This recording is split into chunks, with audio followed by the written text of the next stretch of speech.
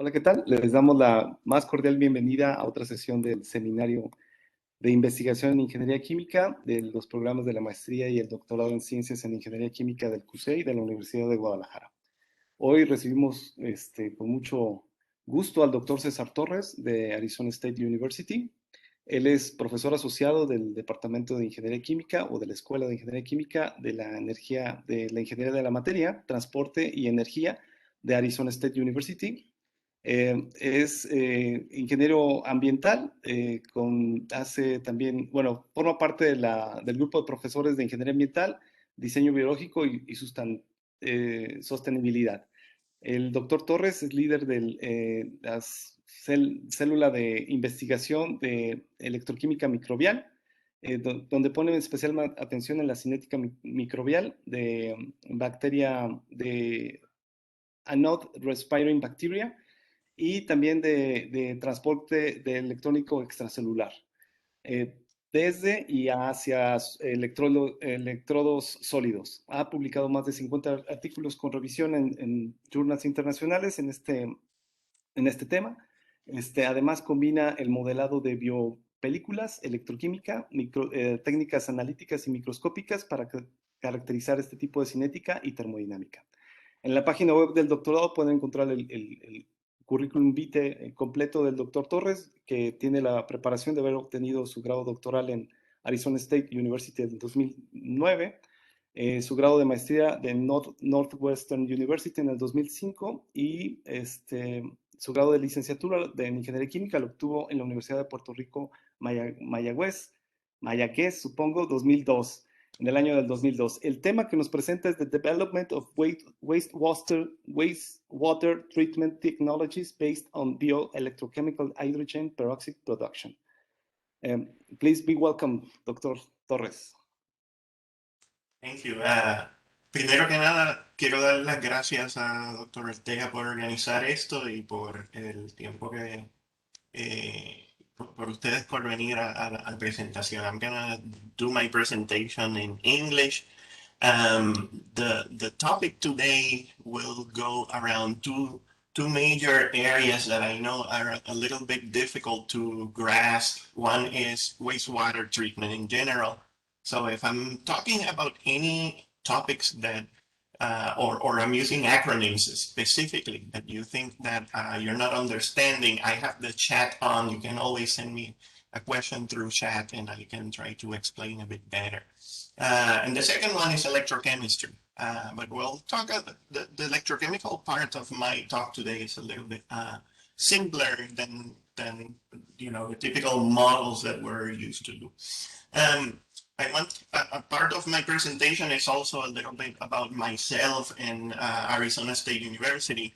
So the first thing I wanted to say, because I don't have a slide, I'm part of the chemical engineering program.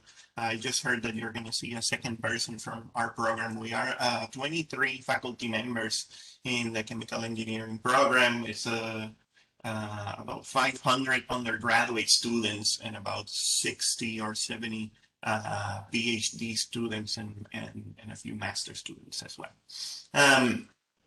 At the same time, I'm part of a few centers, and my main center where I work at is the Swedish Center for Environmental Biotechnology.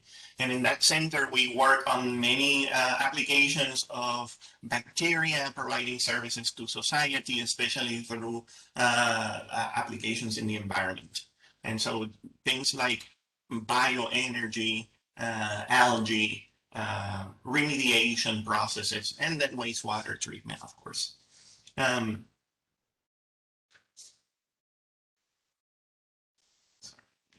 Click here. Yeah.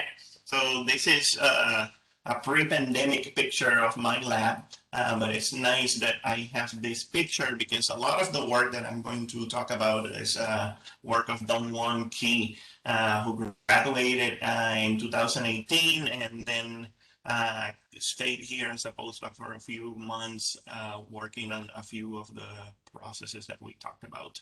The project that I'm going to talk about is mostly funded by CERDEP, which is an environmental restoration part of the Department of Defense, and a little bit by the NSF. Before I start with hydrogen peroxide, I wanted to show you a few of the projects that I have so you have an idea of how my lab works. I'm also part of another center that is an engineering research center in NSF, and this is basically an NSF grant that gives money to a bunch of universities that you can see down there to work together in a specific topic. And the topic that we have is biomediated, bio-inspired geotechnics. It's kind of the beginning of adding biology into geotech, which is basically the engineering of the soil. And so some of the applications that we have relate to environmental remediation in soils, putting electrodes in soils to move substrate so that we can better remediate or remove a contaminant, and also an iron precipitation process where we use bacteria to precipitate iron and reduce the hydraulic conductivity of that soil. In this case, this is a very porous sand, and you create a crust of iron. And you'll see that iron is an important part of my research. So, and microbes that deal with iron, as you will see later in my topic. But yeah, apart from these projects, most of my work revolves around anodic respiration. And so in this figure, what you're looking at is a biofilm, a lot of bacteria. So you can see individual bacteria here growing on the surface of an electrode. This is the anode here. And so you get a biofilm that in this case is about 20 microns, but it can grow up to 100 microns. And you can see, a lot of bacteria growing there. These bacteria in nature are typically iron reducers or manganese reducers, any type of metal. And so in nature, that anode doesn't exist, but a metal exists, which is a solid. And what they do is that they would take an organic compound. In this case, I put acetate because it's a very common one. And we're going to talk about acetate consumption, or acetic acid in this case. And they dump electrons onto that anode, releasing CO2, protons, and water. So that's kind of a half reaction that these bacteria do, making that reaction moving electrons throughout. Now, things that I'm not going to talk about, but that for them to develop this biofilm and to effectively carry out this type of respiratory process, they need a conductive biofilm, right? They need to be able, bacteria up here need to move electrons through here, and that means that that biofilm is electrically conductive. Another part of growing these organisms is that everything that they are going to consume, they're going to dump onto that anode. So the anode is an electron acceptor. And that means that if I connect this to a computer and I measure the current being generated, that is related to the respiratory rate of these bacteria. The ability for these bacteria to produce current was first mentioned in papers around 2001 or 2002. It was the beginning when I was starting my PhD. These are a long list of possible applications that have come up of this discovery, where now you can think of complex organics being turned into current, but also the other way around, where current is being used to produce complex organics. And so both reactions have been proven to be useful and then tested in very different settings. The first one, and those papers from 2001, was to power sensors at the ocean seafloor. So that was the US Navy trying to develop ways to reliably power sensors in the ocean. The ones in blue are projects that we have in my lab, and the one in red is the one that we're going to be talking about today, right? Hydrogen peroxide production. So you can see that a lot of these applications, especially towards the beginning, revolves around wastewater treatment. The idea of we're going to take wastewater and we're going to get power out of treating the wastewater. Bacteria will consume organics and give us energy at the same time. But then over time, other things have come up with more in the area of bioelectronics, for example, which is kind of the last one there, where people are thinking that this is a very good way to learn how we can interface biology and electrochemical processes. And so that's part of one of the projects that we have in my lab, is basically understanding how geobacter sulforeducens, which is one of our main microorganisms in these biofilms, how do they transfer electrons from inside of the cell onto the anode? And how do they make this conductive biofilm? And then, we've learned through various researchers that there are different ways in which they produce conductive wires that are made of proteins, in this case, cytochromes or pili, and then how do they use them under what conditions, under which potentials, which is important because that determines the amount of energy that you're giving to the bacteria. So we use kind of a combination of electrochemistry, transcriptomics, to get an idea of which genes are on different conditions. We also have projects in which we are trying to generate some sort of biomass or organic product from cyanobacteria that is connected to a cathode. So the idea is that we cut out, put it here, we cut out photosystem 2, which is the one that gives electrons to the cyanobacteria. And so they cannot split water anymore. And we develop a way to deliver electrons from an electrode. And you can see over here, basically current generation in the light, and it goes down in the dark. The benefit of this is that photosystem 2 is very inefficient. It breaks down often. It creates oxygen radicals that break down certain enzymes. And if you don't have it, then you can use a photovoltaic to split water with electrodes and then provide those electrons to cyanobacteria directly. We have another project that basically focuses on power production. So what I was talking about, a microbial fuel cell. And the picture that you see here is no longer, we just finished those experiments where we were testing commercial microbial fuel cell reactors. So this is how, more or less, how far we are in this field, where these bacteria are being used in a few commercial systems to treat wastewater. In this case, these commercial reactors are actually focusing on peroxide production. So we're going to talk about details that happen in some of these reactors that are kind of upcoming on still at the pilot scale or small scale, not really at a large wastewater treatment plant.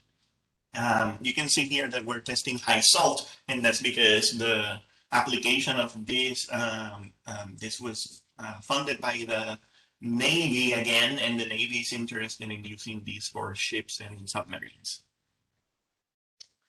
But then for today's topic is going to be a system in which we feed these bacteria wastewater, and more specifically primary sludge. We'll get to what primary sludge is, and we're going to do a reaction where we generate hydrogen peroxide.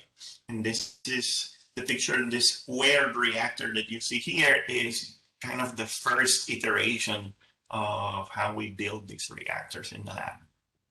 So let's talk about wastewater treatment first, because it's important. This is the wastewater, a typical wastewater treatment plant. It starts with some screening and removal of big solids, and then it goes into the primary clarifier. The primary clarifier is what is considered most of the primary treatment. It basically is a settler for settling solids. The organics that don't settle, that are either soluble or too small, then we'll go into an aerobic treatment where bacteria will eat those organics, and you need to pump air to grow those microorganisms. After you've grown them, basically you settle them, right? And the secondary clarifier. And so those two clarifiers generate solids, and those solids are typically thickened with either centrifugation or other processes, and then put into a digester. And that digester is the one that generates methane gas for the most part. And then you have what we call digested sludge. And that digested sludge can be sometimes used for farming applications, non-edible farming applications. Sometimes it's just sent to the landfill. So it's landfill in many cases.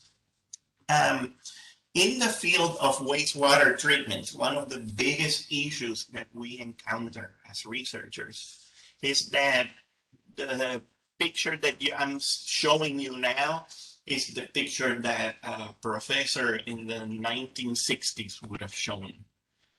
This thing has not changed a lot in decades. The reason is it works, right? Things have changed. For example, nitrogen effluent regulations are more strict today than they were 30 years ago. So they've added, for example, an anoxic section to this system to do denitrification.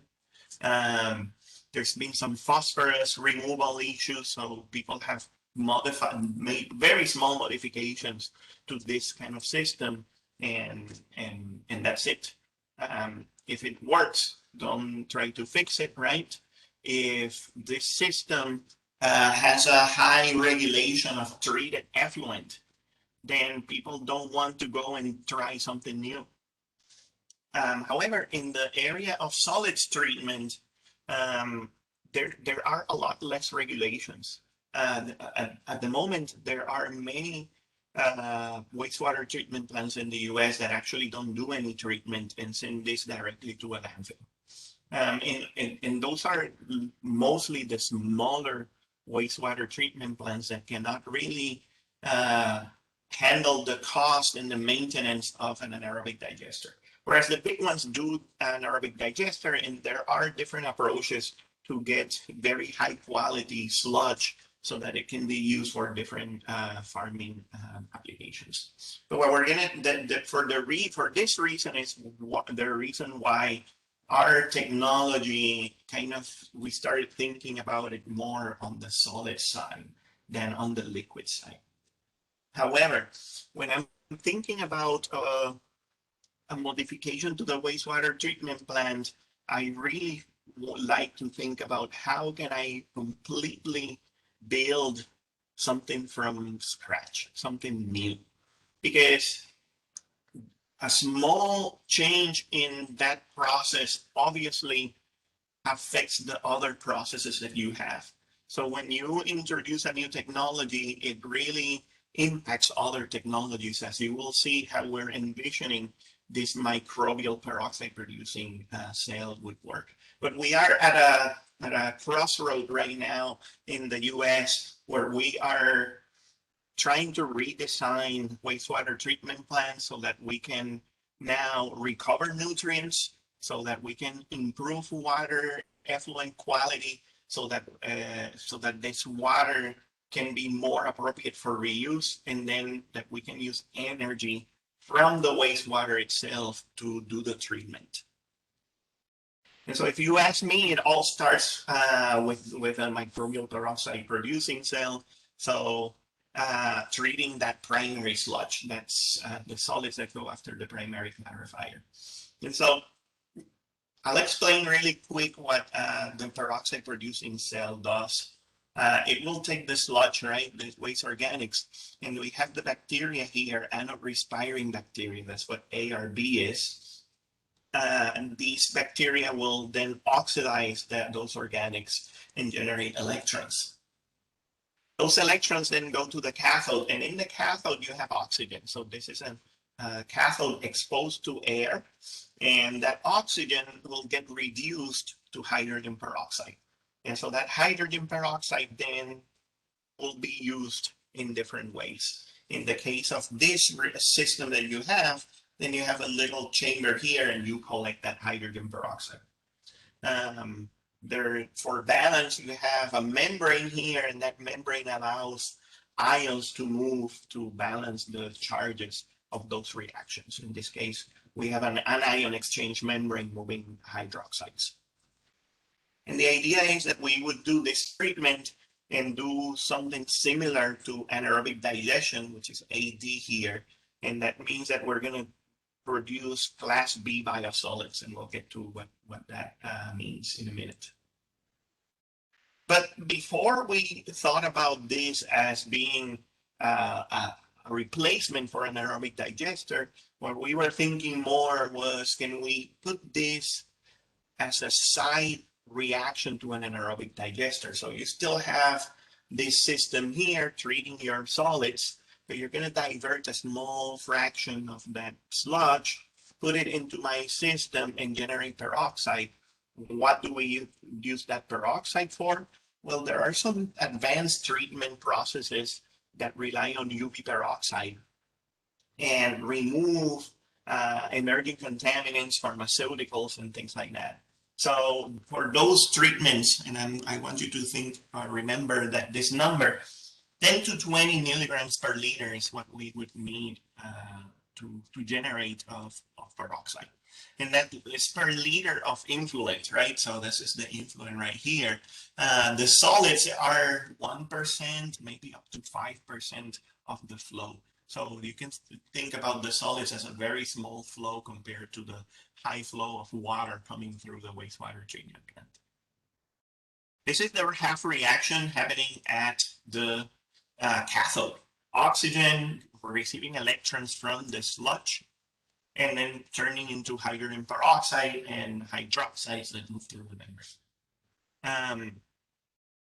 The good thing is that you can use that peroxide is now an oxidant, and that oxidant can be used to consume 2 electrons.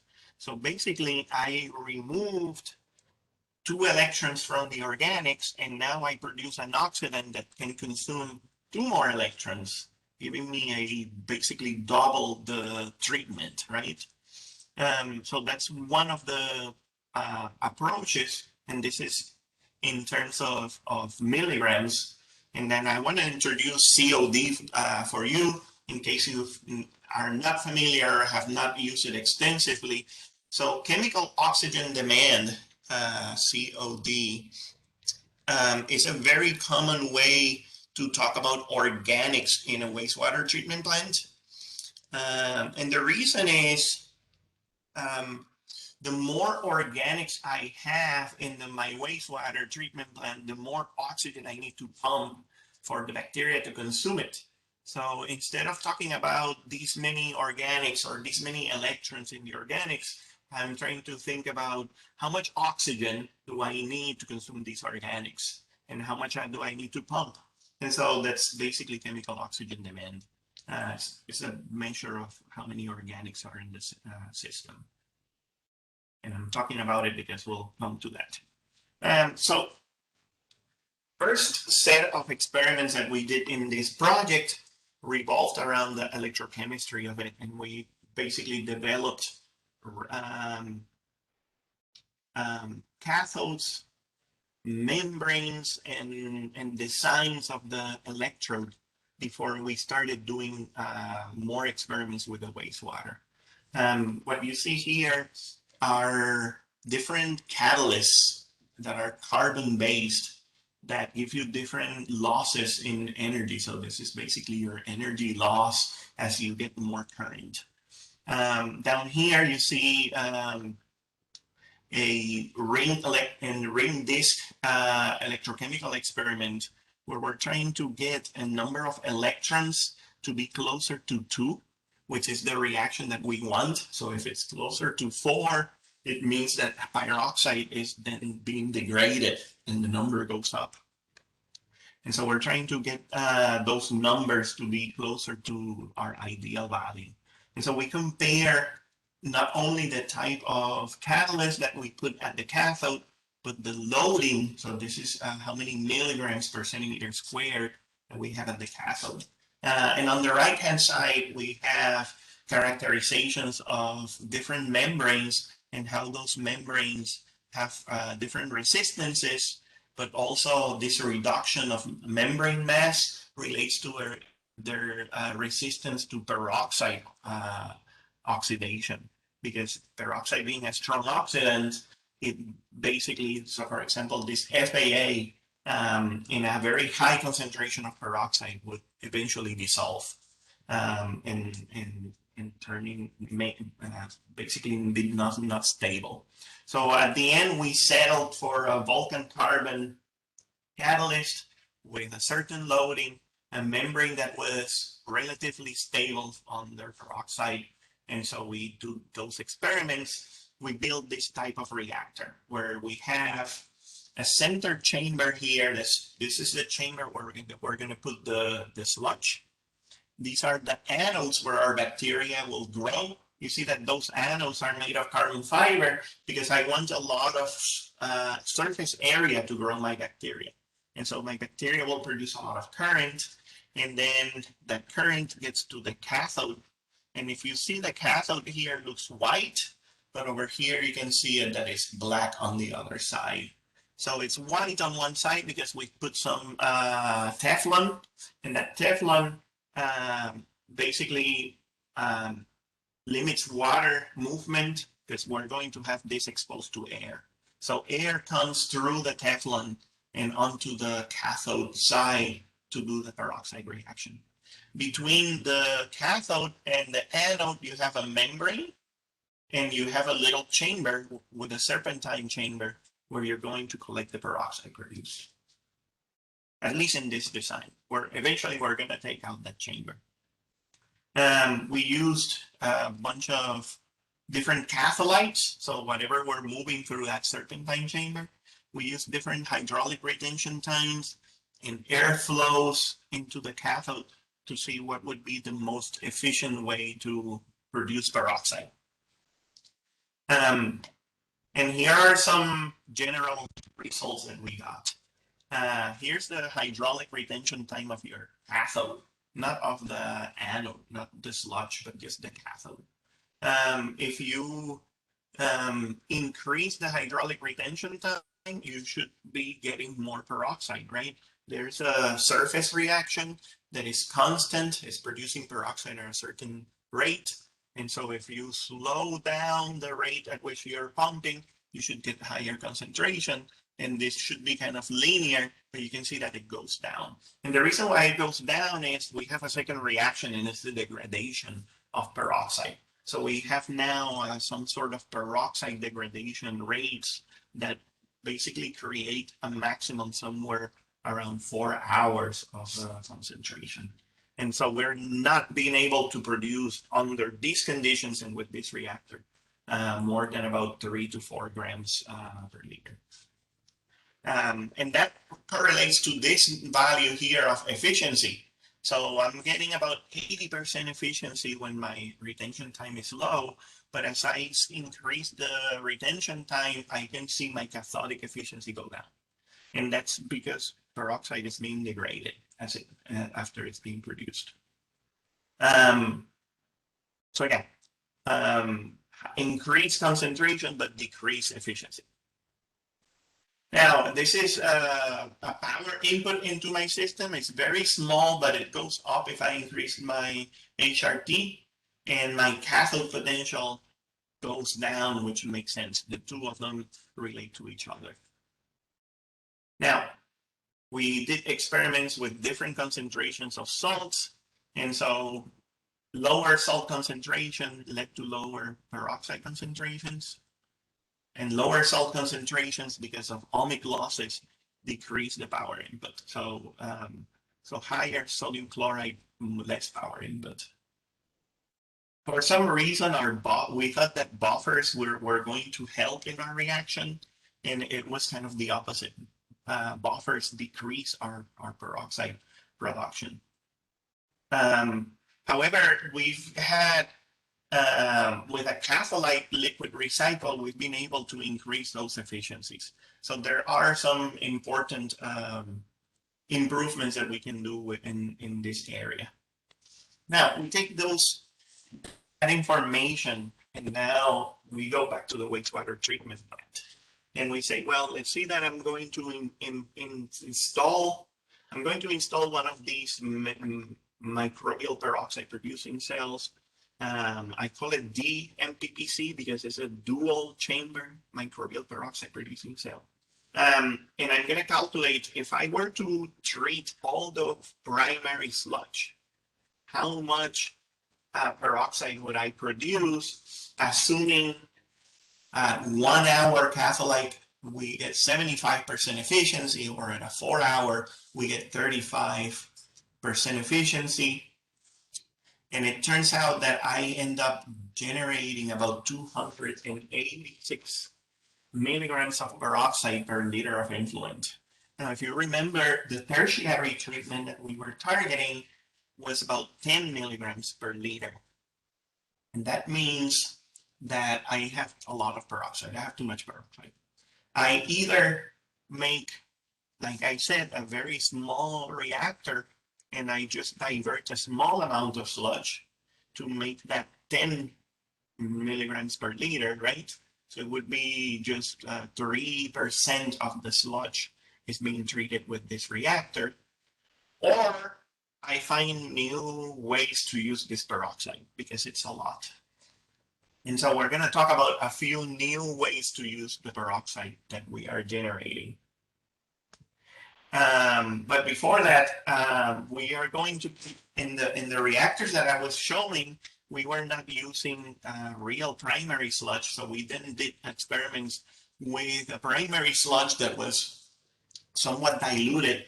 And we got a good COD removal, about 50%. So that's basically 50% of the organics were removed. We have coulombic efficiency, which is basically how many electrons make it to the cathode, of 64%. And so we kind of optimize this system by now looking at the retention time of my anode, of how long does the waste stays in my system. And what we're finding is methane production, as you can see here, because this is very similar to the anaerobic digester that produces methane.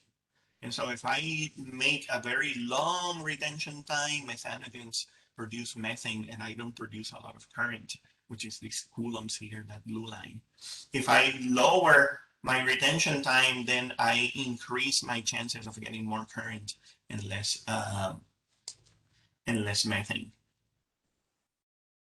But overall, what happened with this reactor, which was very effective at producing current, you can see this, the current, this is fed daily, batch daily. And so you can see that the current decreases slowly as you're consuming the organics. And we got concentrations that were up to 300 milligrams per liter, which is about 10 times the maximum that we had in the other experiments. But the current is also about 5 times lower in this experiment than in the other experiment. So all of the things that I talked to you about were up to here, where we're talking about systems that are collecting peroxide. And then we're going to use that peroxide in some other system, right? So we had a membrane, and that membrane did not allow the peroxide to go into the organics. And now I had a chamber here where I was collecting it. Now I'm going to talk about what happened when I took out that membrane. This is an electrochemical system, so I'm worried about short circuiting between my anode and my cathode. So instead of putting a membrane, I'm putting a filter. And this is basically a polypropylene filter, very cheap material that I use just to make sure that the anode and cathode are not touching each other. But in the single chamber system, now I'm going to be producing peroxide and letting that peroxide go into the organic waste itself, into the primary sludge. And so if that happens, then I'm expecting that that peroxide could be used as an oxidant and then increase the rate of treatment, so I can treat the waste faster and maybe more efficiently. I don't know if you saw, but in the other experiments, we were using 10 grams per liter of COD, which is kind of a diluted sludge. In this case, we're using the sludge as it comes out of the settler, which is somewhere between 30 and 40 grams of COD per liter in our local wastewater treatment plants about 3 kilometers from here.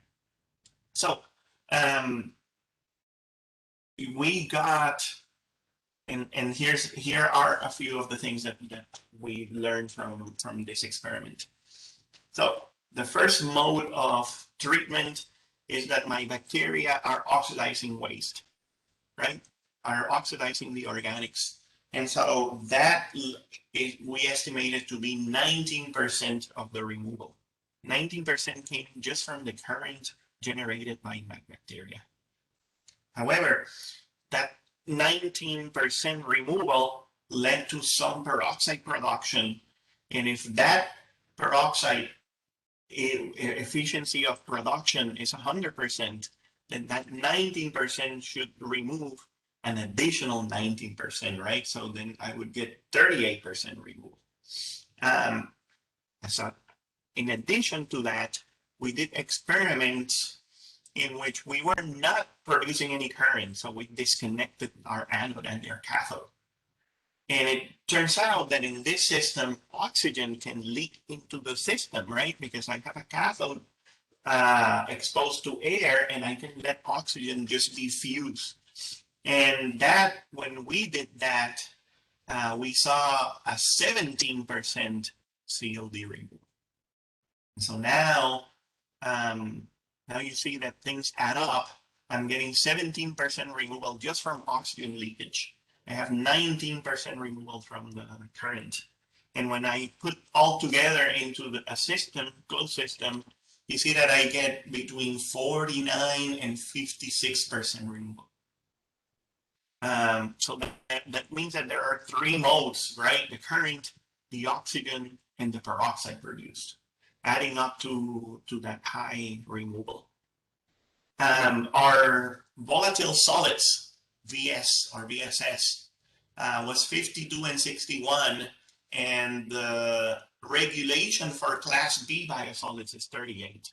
So we are meeting the 2 most important regulatory requirements of class B biosolids. A class B biosolid is something that can be used for non-edible farming. So you can put it in soils to, as a to improve soil conditions in non-edible farming operations.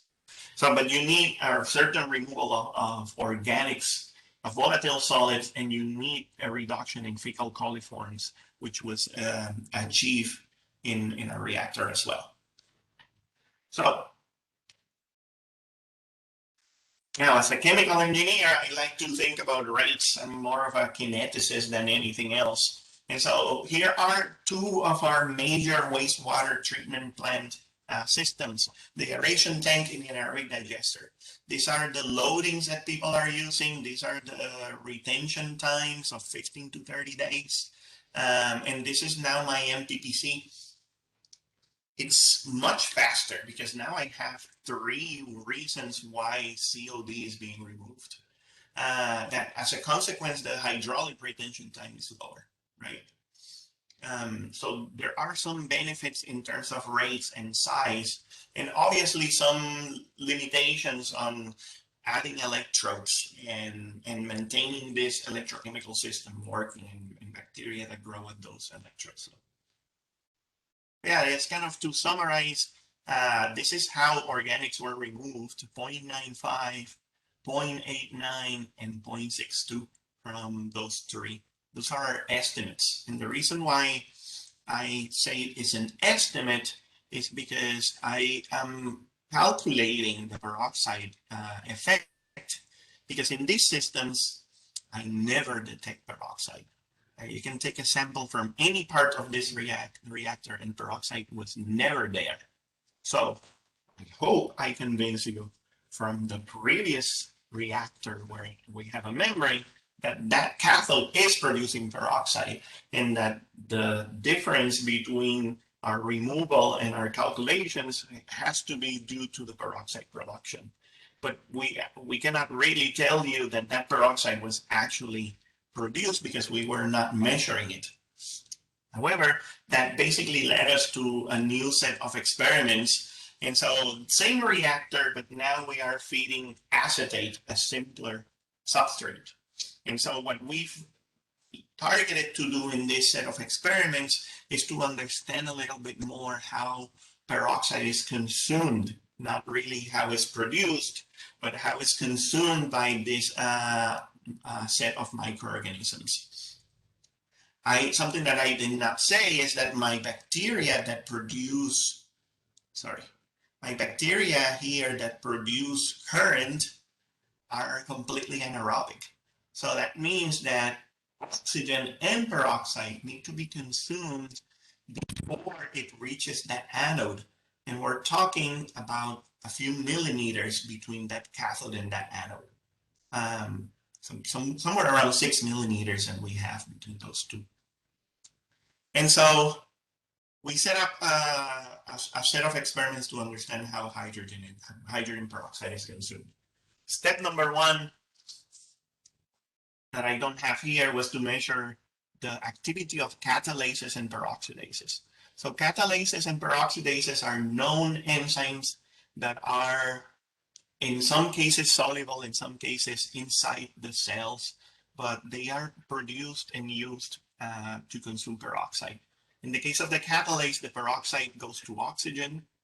In the case of a peroxidase, it's typically used to degrade some organic that is more recalcitrant, like lignin.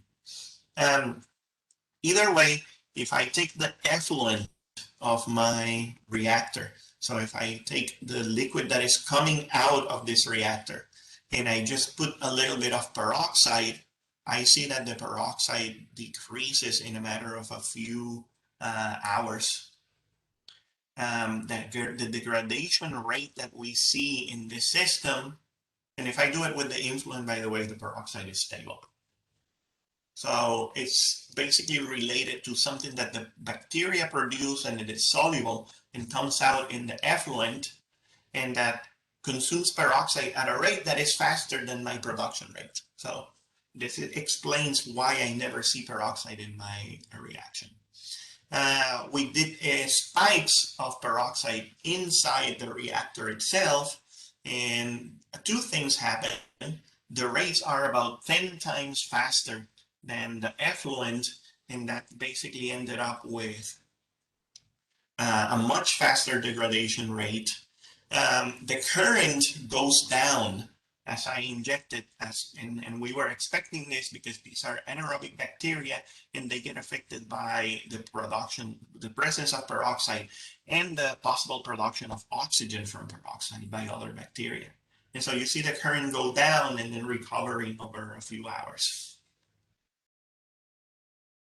But most importantly, what this led, and this is where we're at now, is that now we are realizing that there's a second part of our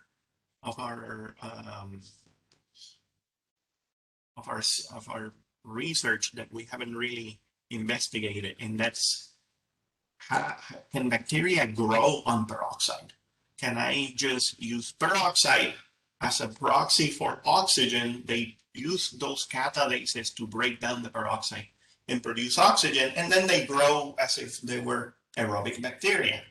So we took samples from my anode on the chamber side or the cathode side, and we put them into chambers and we grew bacteria on peroxide.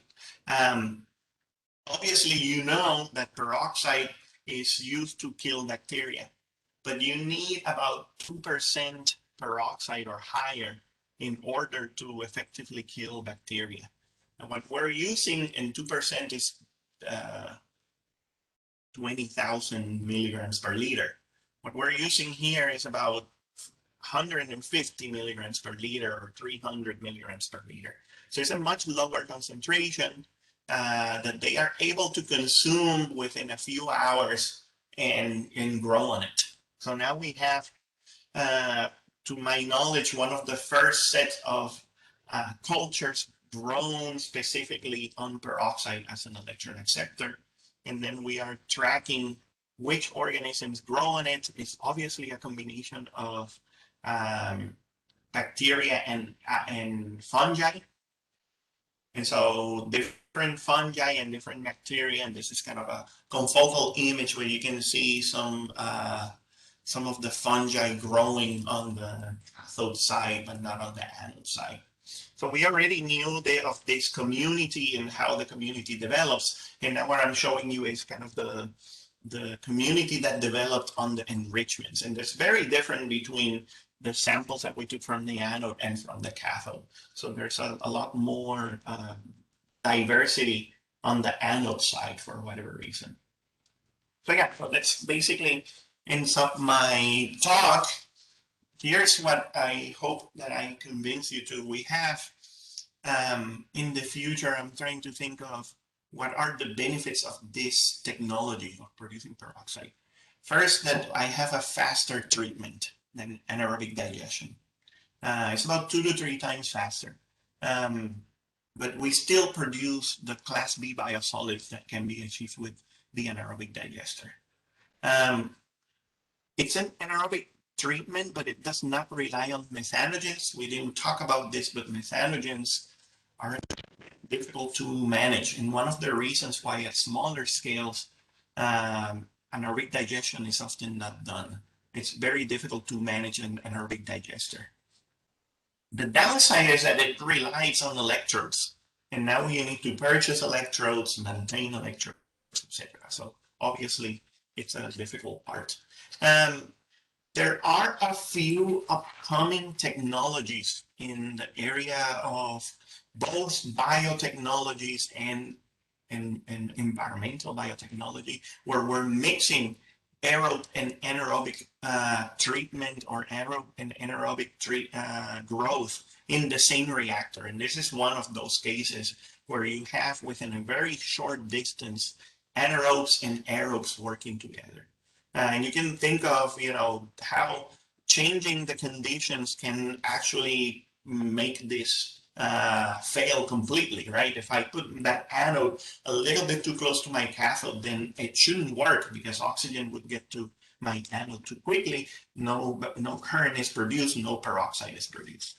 So, and then the idea of peroxide as a soluble form of oxygen, because the bacteria can degrade that peroxide to produce oxygen. So there's kind of an interesting part of the equation as well.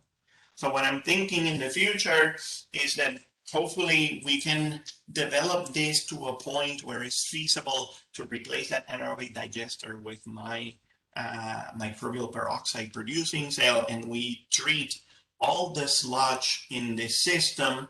We're going to generate some peroxide that goes into the waste, like a single chamber, but then part of it will be in dual chamber, and then we can use some of that peroxide for tertiary treatment. But at the same time, maybe we can use some of that peroxide into the sludge tank, and that means that decreases the amount of oxygen that I'm pumping. And so if I can decrease that amount, I'm reducing the amount of energy that I need for wastewater treatment. And that's it. I'll take any questions. And thank you for listening to me. And I hope you enjoyed the talk. Thank you very much. Dr. Torres, I don't know if you are able to answer the questions in Spanish, but that's good. If you can do that for us, it's going to be all right. But yes. I want to know if there's something that is in my mind is difficult to process. The scale of this system, no? Maybe it's when we think in electrochemistry systems, they are small.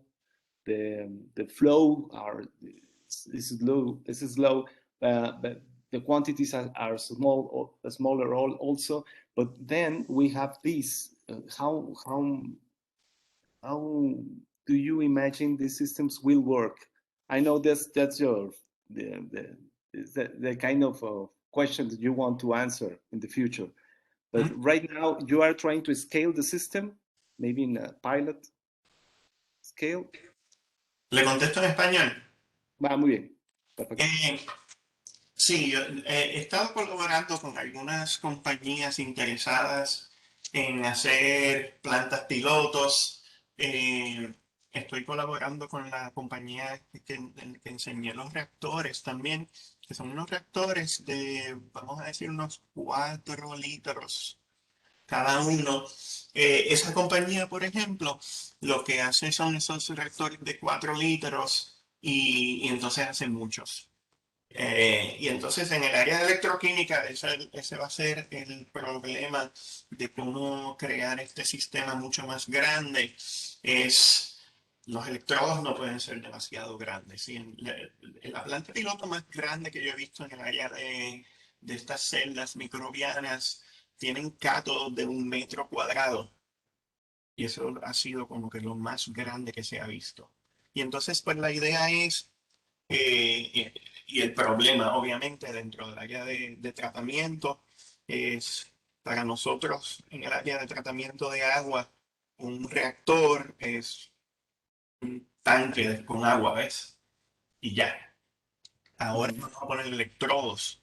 Entonces, lo que se ha diseñado es básicamente como unos cassettes donde tienes el ánodo, el cátodo y se insertan en un reactor grande. Y entonces esos cassettes tendrían que ser cientos de cassettes que se ponen, obviamente, para tener ujú. suficiente área superficial para crear esta reacción.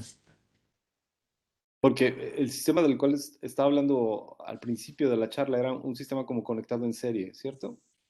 Sí, pues sí, se conectan entonces, se pueden conectar en paralelo o en serie, dependiendo de cómo se necesita el power.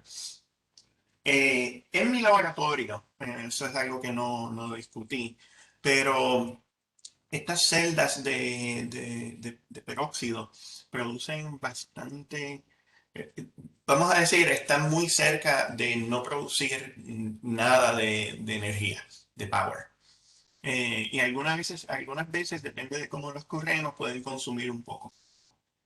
Así que desde mi perspectiva, el proceso ideal para desarrollar esto sería un sistema que esté en cortocircuito y que no hay ningún tipo de cable saliendo o entrando.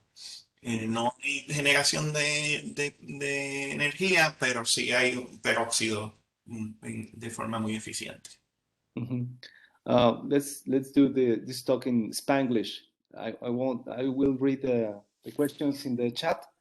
Dr. Victor Alcaraz is asking. Thank you very much for your very interesting talk. Regarding electrodes, platinum and graphite are, let's say, popular.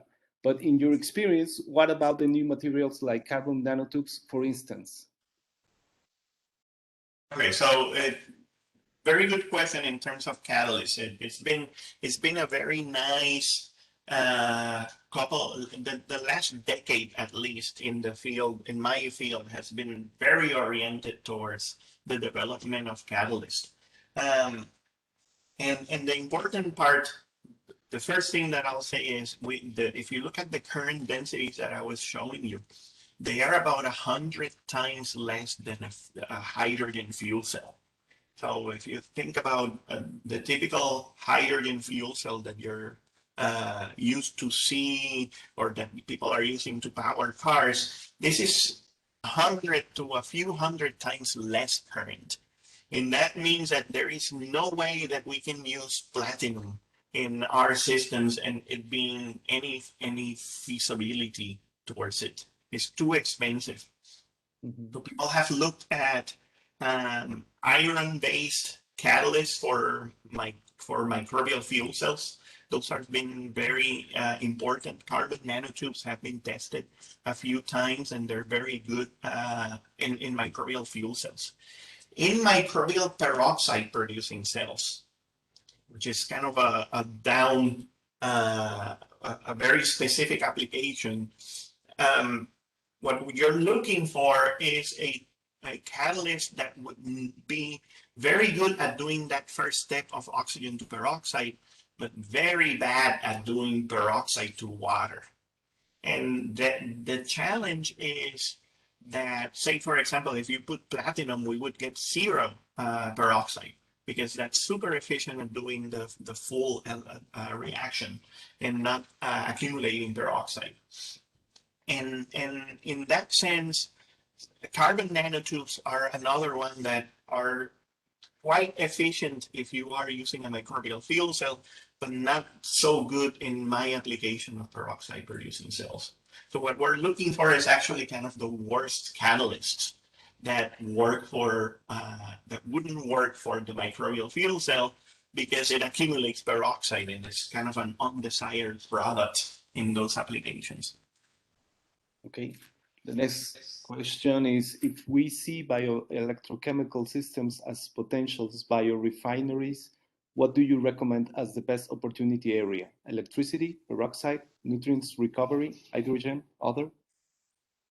Yes, yes, I would say that in general, the bioelectrochemical systems are now um, being thought as ways to turn organics into some useful product.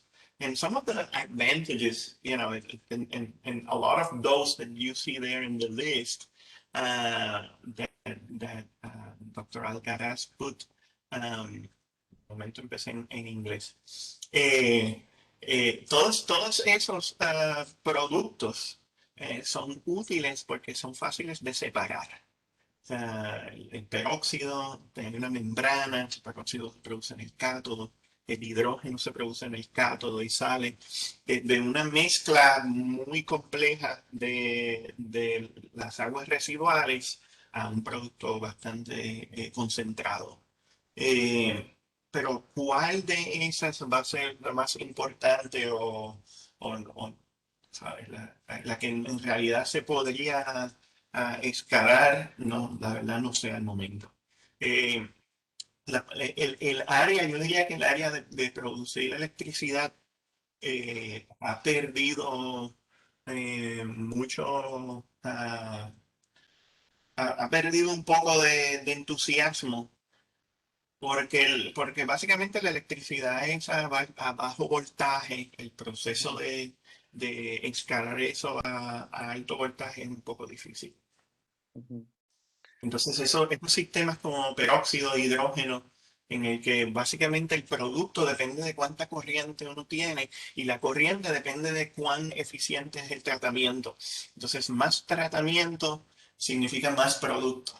Y entonces, en ese área, pues entonces es mucho más fácil de trabajar que en áreas en las que más electricidad no necesariamente significa más tratamiento, porque necesitamos más voltaje. Mhm. I'm going to read in English again. What do you consider is the most accepted electron transference mechanism at the anode? Nanowires, oxidative mediator, or direct contact? Sí, bueno, unas cuantas cosas ocurrieron que fueron muy interesantes en nuestra área de investigación a principios de los años 2000 que tenía mucho que ver con este proceso. Antes del 2005, los mediators, la idea de que habían cosas solubles que salían y daban electrones y volvían, eso era la forma en que se veía mayormente cómo funcionaba este proceso. Eh, Hoy en día, con estas bacterias que estamos trabajando, es claro de que estas bacterias no producen una buena cantidad de mediators y que la difusión de estos mediators al electrodo sería muy limitante para las clases de corrientes que estamos viendo. Estas bacterias producen una corriente mucho más alta de lo que se podría imaginar de la difusión de estos mediators. Entonces, con eso, con básicamente un cálculo de cinético, se puede determinar que tiene que ser un proceso de transferencia sólida, como los nanowires. Eh, que el contacto directo probablemente ocurre, pero una película de solamente unas bacterias creciendo en la superficie de un electrodo no es suficiente para generar esa corriente. Tú necesitas un biofilm y ese biofilm tiene que producir electricidad en conjunto. Y eso requiere este proceso de los nanowires. ¿Qué son los nanowires? Eso ha cambiado significativamente en los últimos años. Pensamos que eran pili, ahora hay muchos estudios que enseñan que son citocromos y los citocromos forman un nanowire también que tiene un centro de hierro. Bien. The next one is regarding models besides the Pinto and SWAR models. What others do you think are the most reliable? Modelos. Es difícil contestar la pregunta porque los modelos han cambiado y han, se han enfocado en cosas bastante diferentes. Eh, por ejemplo, los modelos de Pinto son muy interesantes en el área biológica. Hay otras personas que han tratado de modelar más el área electroquímica. Eh, Nosotros, por ejemplo, tenemos modelos de cátodos que son integrados a veces en modelos anódicos. Eh, no tengo una contestación al momento. Okay. And the last one is from Edgar Gerardo Puga. Thanks for your presentation, doctor. I want to know if there is some analysis to evaluate the cost benefit of using this technology comparing with just an anaerobic treatment. Sí, han habido unos cuantos, bueno, han habido 3 o 4 estudios que han comparado diferentes tecnologías electroquímicas con tratamiento tradicional. Eh, del grupo de Cornell Rabin, hay por lo menos uno de estos estudios que incluye la producción de peróxido. Pero ese ha sido el único que ha estudiado la producción de peróxido directamente. Y ese ha sido uno de los problemas dentro del área de electroquímica microbiana.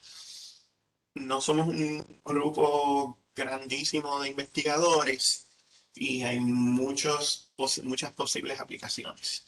Hay gente que se enfoca más en producir electricidad, producir hidrógeno. Yo pasé todo este tiempo mirando el peróxido. Entonces, cuando vamos a la idea de a tanto escalar como hacer análisis como estos de costos, pues tenemos diferentes posibilidades y es difícil de decidir cómo se va a hacer el análisis. Muy bien, pues ya le vamos a cerrar la sesión de hoy en español. Le agradecemos mucho, doctor César Torres, su participación en esta serie de seminarios de investigación en ingeniería química. Esperemos que esto sea el inicio de posibles colaboraciones entre la Universidad de Guadalajara y Arizona State University. Nos dio mucho gusto conocer parte de su trabajo y lo felicitamos. Realmente fue muy buena forma de entrar a estos sistemas de bioelectroquímica para el tratamiento de aguas residuales. Muchas gracias. Muchas gracias por la invitación y a todos por atender.